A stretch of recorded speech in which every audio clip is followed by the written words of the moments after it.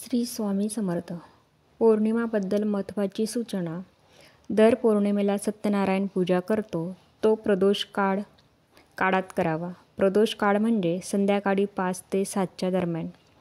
पौर्णिमा ही शनिवारी दिनांक 6/9/2025 या तारखेला उतरत्या रात्री 1:42 चालू होते आणि रविवारी 7/9/2025 या तारखेला रात्री 11:39 पौर्णिमा संपते आहे. त्यामुळे श्री सत्यनारायण पूजा ही रविवारी 6/9/2025 या दिवशी प्रदोष काळात करावी.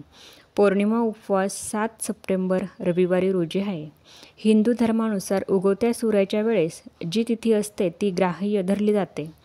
रविवारी रोजी ग्रहण काळातील वेध चालू असल्यामुळे सत्यनारायण पूजा केली तरी चालते. फक्त नैवेद्याला शिरा म्हणजे ओला प्रसाद न करता कोरडा प्रसाद म्हणजे फळे, खडीसाखर किंवा सुकामेव असा पदार्थ दाखवावा.